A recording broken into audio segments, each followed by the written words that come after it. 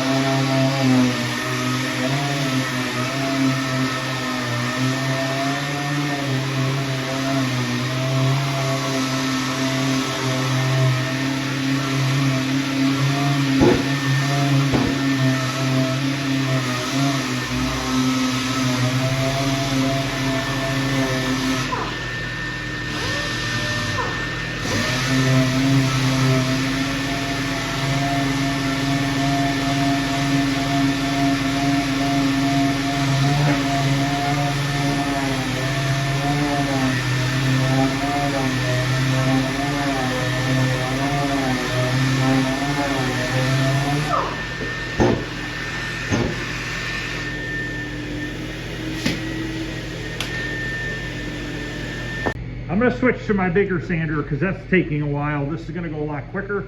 This is a piece of 80 grit screen sandpaper, so I'm going to hit it with this instead. This should knock it down a lot faster.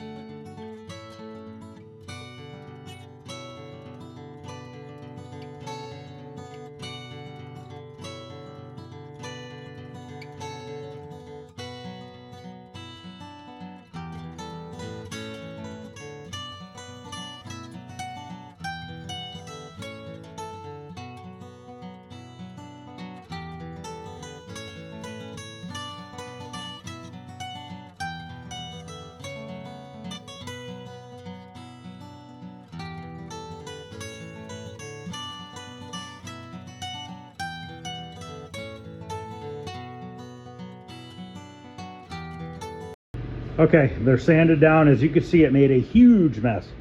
And that's still hooked up to the vacuum and still made a huge mess. Now, before I shut the door, you see all these divots. If you do not fix these, this is all going to show up in your paint job. It's going to look like complete crap. So you want to make sure you fill in all this stuff. We might coat this whole side. I'm thinking that's probably the best bet because they're everywhere. But first we got to fill in holes. Like this hole here, that's an extra hole. That, I don't know why it's there. Another one right there. The one back here.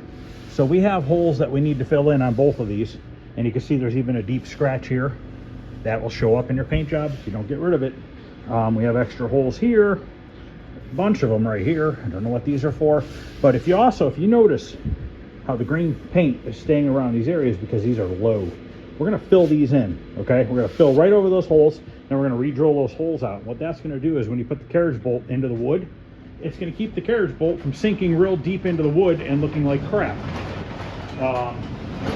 It's another thing, if you don't do that, you know, it's just the carriage bolt's just going to sink right into that soft wood, and you're going to end up just not, it's not going to look real good. So first thing I want to do is fill in any holes, including these, with a little bit of body filler. We're going to use regular Bondo brand, or not Bondo brand, but regular body filler. Bondo brand is what most people use, because you can get it at Home Depot and Lowe's.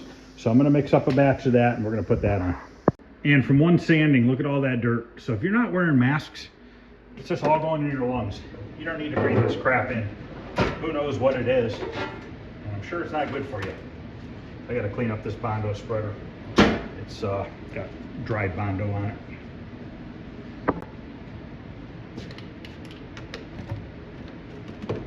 If you can sand this stuff outside, it's your best bet. Obviously, it's winter here, so I can't do that.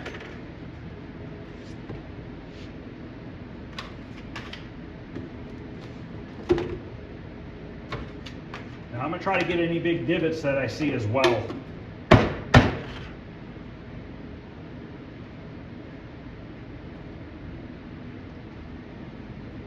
Make sure you don't stir this stuff, guys. Fold it over.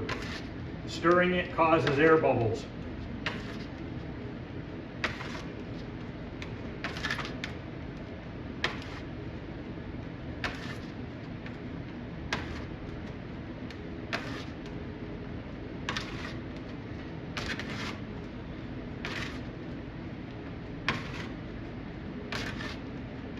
Make sure you mix it up really well.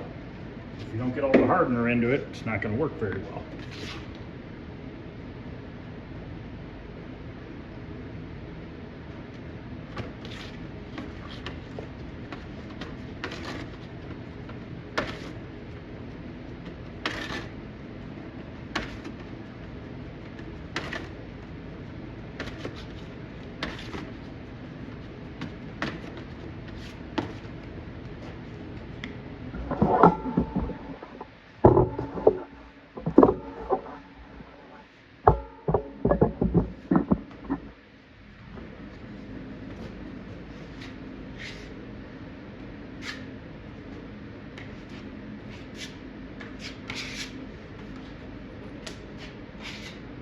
Just remember something, guys.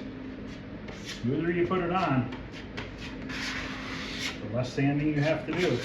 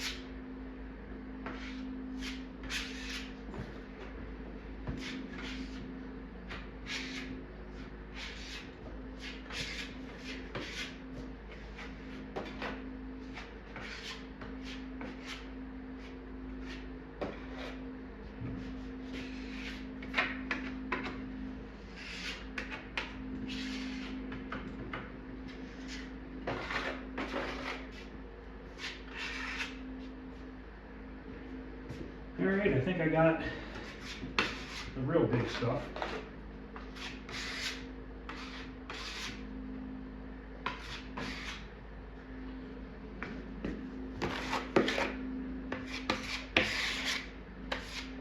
I'm gonna let this dry up. While this is drying, I'm gonna work on the front panel, getting that sanded down. I'm just gonna put it on that garbage can over there. So look here at how swollen this is. And this is so typical of these cabinets. And I've seen a lot of videos where people don't sand this down enough. And then when they spray paint on it or roll paint on it, you see all this ripply. That's why it's really, really important to sand this stuff as flat as possible. You basically want this to feel like a new sheet of wood when you're done with it. And by doing that, you're gonna have an awesome results at the end. I always look at it this way. When I'm restoring stuff, a car, a motorcycle, an arcade game, a pinball machine, a gumball machine, anything, you know what I mean? I try to do it to the best of my ability because I look at it this way.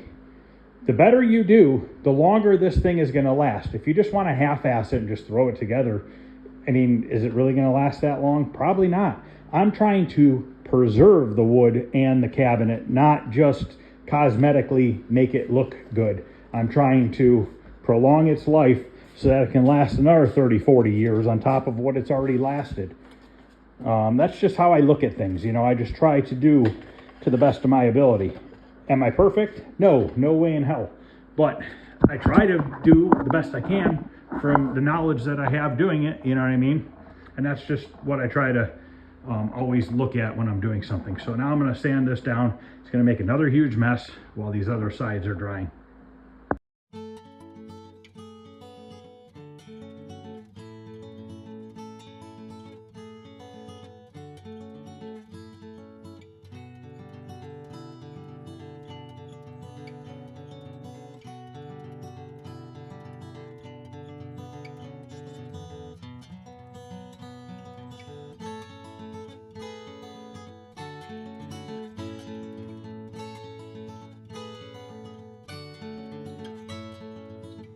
Now I'm going to take my cutoff wheel and cut these staples that are hanging out of the wood off and then sand this panel down.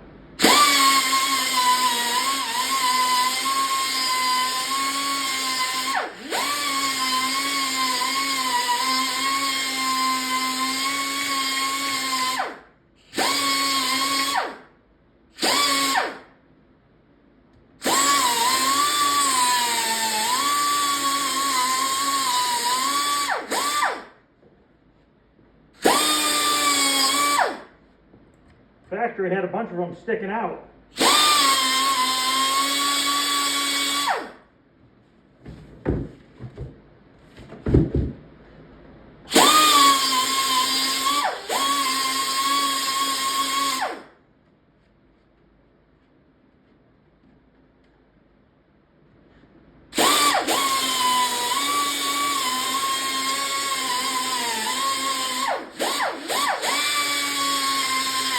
Cleaning up the glue on the edge too, if there's any glue. All right, now I'm gonna flip this over and sand this down. Now this looks to be in pretty damn good shape. A little bit of pitting, but this should sand down pretty quickly. Not much going on there, a little flared around the edges.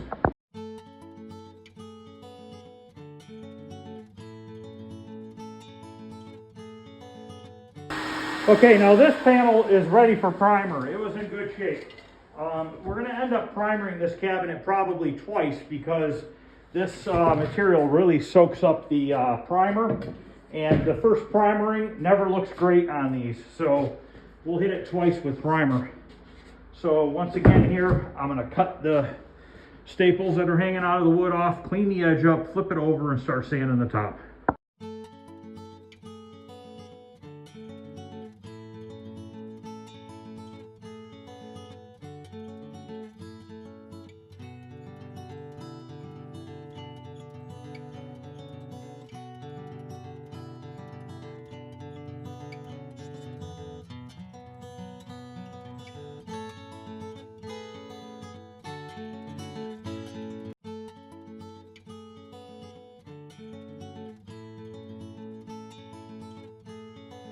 I'm using 80 grit sandpaper once again on the body filler to just get it sanded down really fast. I want to leave the wood a little rough so that I can put fiberglass resin over it afterwards.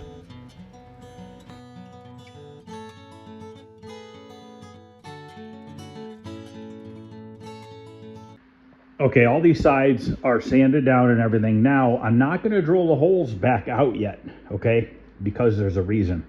I am going to mix up fiberglass resin, and we're going to coat all the two sides and the front completely with a Bondo spreader and resin. And what this is going to do is going to harden up this old MDF / particle board. This is kind of like a cross between MDF and particle board, because you see these little specks. MDF nowadays doesn't have these little specks in it.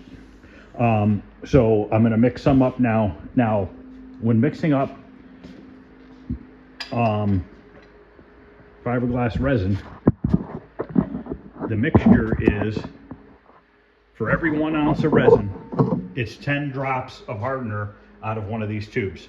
So we're going to mix up some, and I'll show you, and then we're going to spread it on here, and then I'm going to end this video, let this stuff dry overnight.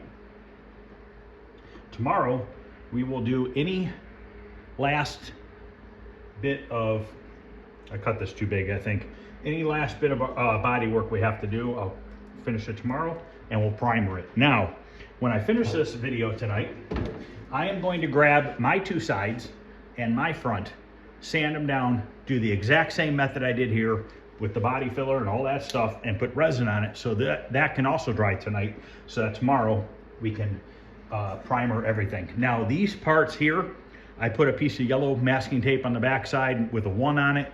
All these parts I know are going to have the masking tape. My parts will not have the masking tape on it, so obviously I'll be able to tell the difference between the two. So let's take some fiberglass resin here. I did go buy another gallon because I wasn't sure if I had enough. This lid's stuck. I had to go grab a pair of pliers.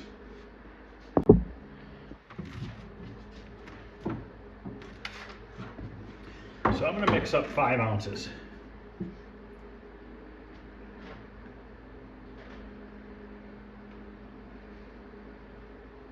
So basically 5 ounces is going to be 50 drops of hardener. Now, I think I made this a little too big. We'll see how the drops look if I just lightly go on an angle here.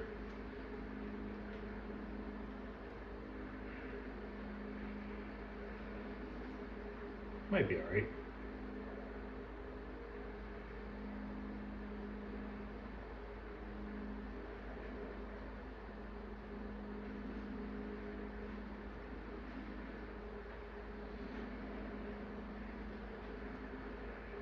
That's about 50. Try to count it as accurately as possible. There might be a couple extra little drops in there. It's not going to hurt anything. It's all it's going to do is make it cure quicker. So we're going to stir this up really, really well. Got to make sure that you get that hardener throughout the whole mixture. If you just stop there and start using it, you have the likelihood of some of it staying sticky and not drying all the way. I actually might put a couple little more drops in there just to be on the safe side.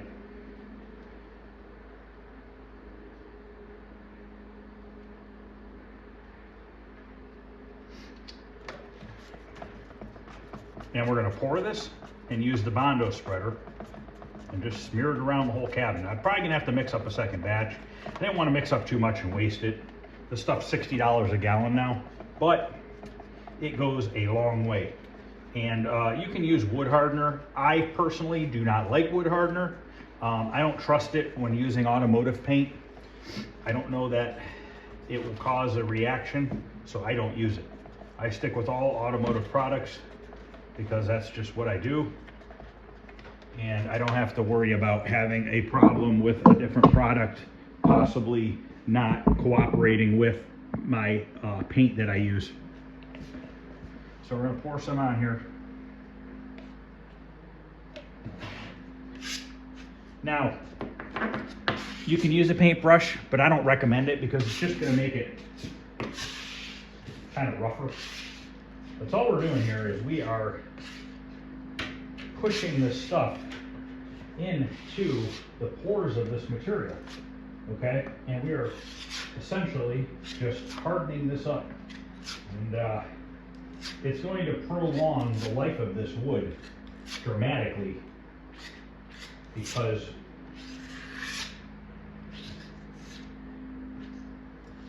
just kind of filling in all the small areas like the voids in the wood, it's going to stop it from collecting moisture as bad as it did. because that's the problem with this stuff, is it's like a sponge. When you drop a brand new sponge in a bucket of water, you know, after so long, it's going to start absorbing the water up. You know, how long can a brand new dry sponge sit in some water before it starts to soak it up? Exact same thing that happens with this and particle board. Now, you have to lightly sand this. Tomorrow, I'm going to have to lightly sand this before I go putting body filler on. Don't just think that you can put body filler right over this and not have to sand between, because if you don't, then your body filler really doesn't have anything to bite to because this is smooth. But we'll cover that tomorrow. We'll just run over it real lightly with maybe some 180 grit, just enough to give it something to bite to. And then we'll finish up the edges that need body work, and we'll drill the holes back out for the bolts, stuff like that.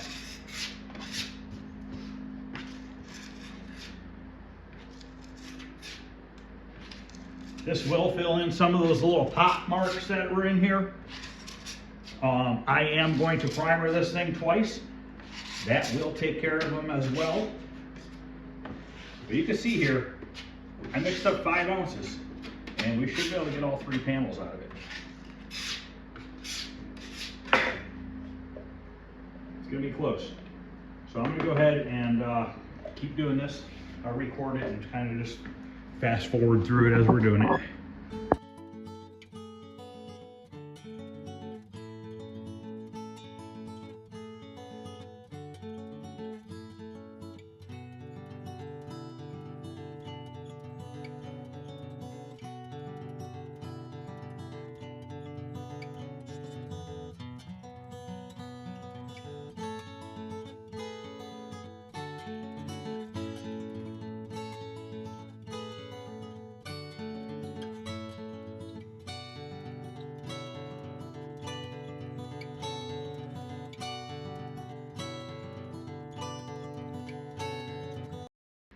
Okay, I'm gonna let this stuff sit here for about a half an hour, soak up. Now, you can see right here, I can touch it. Shiny spots are obviously still wet. The instructions say this stuff is set up in 2 hours, ready to sand. But we're gonna let it set overnight, just to make sure, because you don't wanna leave anything potentially that is not fully cured and put primer over top of it. Because what's gonna happen is you're gonna get this effect, it's called gassing out, okay? We use this in auto body painting. It's what it is when you rush painting work on a car and you put layers and layers of primer over body work and all that stuff, and it's not properly cured. What it does is the gases that are in the chemicals, they don't have anywhere to go but to go up and out. So what happens is if you're working on a car and you do all the body work, primer, and paint all in the same day, you're gonna have that problem. And what it's gonna end up doing is ruining your paint job, and you're gonna have to repaint it. So there's really no difference in doing this as a car, as far as you gotta let these products dry. It's the best thing you can do, is just let these things fully cure, let it sit overnight, let the gases come out of it. Same thing when you put laminate on a cabinet. I've seen guys put laminate on a cabinet and then put vinyl on it the same day or the next day. I usually like to wait a week, because I always worry that the gases from the glue could gas off and cause my artwork to bubble. Would it probably go down? Probably, but I just don't risk it. So that's gonna end part 2. I'm gonna go grab my 2 sides in front, because my top and speaker grill I have to make new. I gotta see if I have some plywood back there to make it out of, because I'm probably gonna use plywood. I don't wanna buy a full sheet of MDF to make 2 foot by 2 foot pieces. I guess if I gotta go buy like a 2 foot by 4 foot piece, I will. But if I have plywood back there, I'll just use that and I'll body work it. And once it's painted, you're not gonna be able to notice the difference. I did pick up wood for the base, because this was missing wood for the base, and mine is all screwed up. They made the bases originally out of plywood, just like this base here. They made this out of plywood, and then the pieces that come around here are also out of plywood. I'm going to use Select and Better Pine. I was going to get Poplar, but it was extremely expensive. This still wasn't cheap. It was $12 a board. Those 2 boards was $24. Poplar would have been 50 bucks. That's what they wanted for 2 boards of Poplar. I was like, screw that. For what? It's not gonna matter. I'm gonna paint it, and it's never gonna get wet like it. It's not going into a commercial environment or anything like that. And then I found these wide brackets here, and this is what Taito had put on the corners. So we'll miter the wood together, and then we'll put these brackets on after we paint it, and it'll look just like it should, like it did originally. I get a lot of comments of people asking me, how do I have so much energy? How do I get so much done in a day? It's simple. I've been self-employed my whole life, okay? And I don't have a choice but to get stuff done. If I don't get stuff done, I don't get paid. So I don't have the luxuries of, you know, just working for an hour or two and saying, ah, the hell with it. So, plus, there's a lot of stuff I want to get done, you know, and how long are you gonna live? Nobody knows. And I would rather be 60, 70 years old, not regretting that I never got around to doing a bunch of the projects that I wanted to do. So I just have a mindset where I just want to do it and get it done, because I enjoy doing this. Don't get me wrong. I love making pieces of crap look brand new again. But I also love playing the games too, you know, and if I have a bunch of broken games back there that never get restored, and next thing I know I'm 70 years old, what the hell is the point in having them? I might as well just bust ass, get them done, and enjoy them. That's, you know, I just really motivated to get stuff done. It's just how I've always been. You know, same thing with cars, you know. You'll see cars sit here for a while, but it's not my fault. I'm waiting on parts.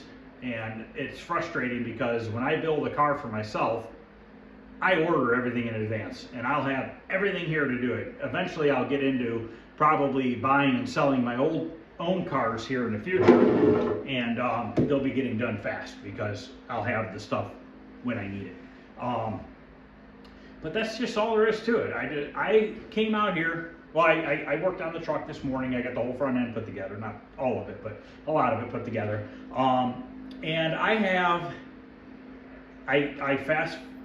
a lot of this video is going to be in high speed because it's boring sanding and dumb shit like that. Believe it or not, I sanded all 5 of these pieces down and did the body work in an hour and a half. Total time. It's not staged or anything like that. Yes, it's fast forward, so it might look like it was like 4 or 5 hours combined into a half an hour video, or whatever this video is going to end up being. I'm telling you right now, it took me an hour and a half to sand down all these to the wood, put body filler over all the holes, and then you guys saw me put the resin on. It doesn't take long. So if you can do something like this, so basically let's say you have a cabinet. Obviously I'm using professional automotive tools, okay? That does cut probably 1/3 to 1/2 of the time, okay? So let's be realistic now and say you have 3 to 4 hours that you could spend on the weekend getting your body work done on your cabinet. There should be no reason why you can't do all the body work in 3 to 4 hours. If I can do it in an hour and a half, you guys should be able to do it in 3 hours. You know what I mean? That's just how I think, because like when I work on a car, I'm just gonna throw a number out there. Let's say 1, 2, 3, I'm gonna try to think what an average car, old car would be 1, 2, 3, 4, 5, 6, 7, 8, 9 panels, okay? You'd have 2 fenders, 2 doors, 2 quarter panels, a hood and a trunk lid, and a roof. Okay, so that's 9 panels, okay? Let's just say the car is 10 panels. And hypothetically, let's say I charge $5,000 to paint this vehicle, okay? I know that I need to do 1 to 2 panels per day. That is complete body work and primer, okay? Realistically, 3. So I would break the car up into thirds. I would do the 2 fenders and the hood. Next day I would do the roof and the 2 doors. Next day I would do the quarter panels and the trunk lid, okay? And then I would start over, and I would sand the primer. on the whole car in one day, and then I'd re-primer it, and then I would sand it all down again.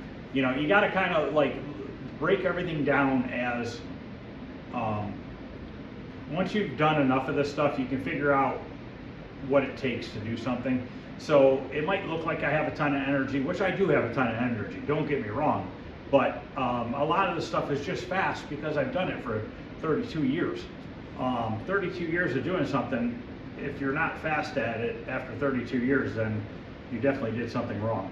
So, do I think anybody can do this? Yes, I do. I don't think this is extremely hard.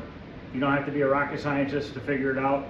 If you're willing to do some manual labor, put in a little bit of time, have the ambition to do it, you can do great things. I think anybody can. This is all basic stuff, guys. If you're willing to run a sander flat and not rocking it all over the place, you can do the same thing I did with a corded sander, a battery operated sander. I wouldn't say by hand because this would be pretty hard to get flat by hand. Could it be done? Definitely. Could you do it in 3 to 4 hours? No. No, there's a lot of sanding, don't get me wrong.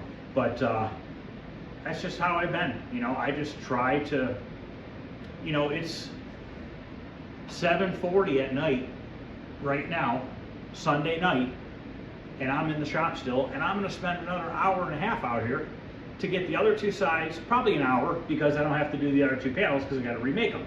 But I'm gonna take my two sides and my front, sand them down, body fill them, and do the exact same thing I did with this with fiberglass resin.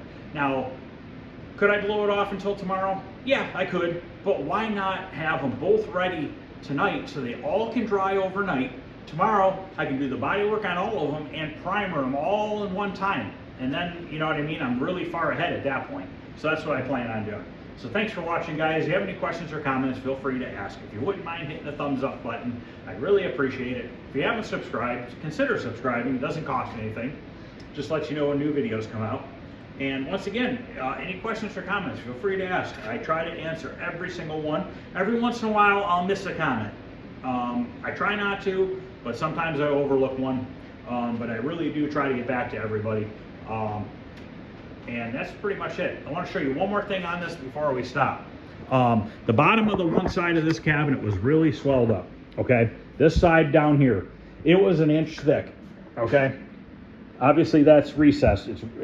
That's only a 1/2 inch, and that's correct. That's what it's supposed to be. This front is now 3/4 of an inch thick, okay? But because I had to sand so much of this down to make it 3/4 inch thick again, look at my T-molding groove. Look at how crooked that is. So what we're gonna have to do tomorrow, while we're doing a little bit of body work, we're gonna take some fiberglass, short strand fiberglass, we're gonna fill this in, okay, up to here. All right, and then we'll just have to rerun a router down here and make the groove in the center again, because it's off-centered, because that's how much the cabinet swelled up. And that's why it's so important to really grind this stuff down and get it back to the thickness that it needs to be. You know, hopefully these all look good here. This all looks like it's dead center. I don't like the fact that that doesn't come all the way to the edge, but that's how they did it. Even down here, that's not bad. So we're good on this one. But you can see we still got a little bit of fraying here. We'll get that tomorrow with some short strand fiberglass, whatever we need. But it's looking good. This stuff is almost ready. Still pretty wet. We'll give it another 15 minutes before I can kind of start standing this stuff up. I can probably lay this one on the floor, set my front right here, and at least start sanding that down while I'm waiting for this other stuff to dry. I'm not worried that if I get some dust in this sanding my parts down, it's not going to matter. We got to sand this tomorrow. We're going to sand it with 180 with the smaller DA sander, just enough to give this a roughness, knock down any high spots. Like that's going to be a high spot right there because that's a thicker ridge of resin. We're just going to knock all this down flat, touch up some of this body work where we need it, and then primer it. And it's still going to have some imperfections after the first primering. We're going to hammer on a good 3 to 4 coats on all the parts, really douse them down well, and then at that point we'll be able to sand everything in a day or two, and then reapply primer, sand it, and then it's ready for paint. I know I keep rambling, but I was gonna order stencils for this. I think I was just videoing crooked. So part of the video might end up, the video might be a little weird there. But anyways, I was gonna order stencils for the sides, okay? And the cheapest place I could find would be $150 plus shipping. So it would be about $340 to $350 for 2 sets of stencils. And that would do all 4 sides and 2 fronts. I said, screw that. I ordered a roll of stencil material. It cost me like 75 bucks. And we're just gonna cut them ourselves. So it's gonna save me a lot of money. But I have the cutter to do it. So we have the file. We may have to do a little bit of work on the front, little art that goes on each side of the coin door. But I have a cabinet in the basement, 1 or 2 of them that have that front art on it, so I can measure it and everything. So that's really going to keep costs down. I am using automotive paint, which is expensive. I got to find a gray. If there's anybody out there that would have a paint code for the gray, could you please send it to me? Even if it's like paint from Home Depot or Lowe's, so I can go get a sample of the color and then match it to automotive color, because I don't have the gray color that I'm supposed to use for this. I know it's a lighter gray. It's like, I think it's between like an off-white and a light gray, somewhere in that area. I could be wrong. But if there's anybody out there that can send that to me, that would be awesome. If not, I'm just gonna have to go on the computer and go off a screenshot and just get it as close as I can. Okay guys, thanks for watching. I appreciate it, and I'll see you guys later.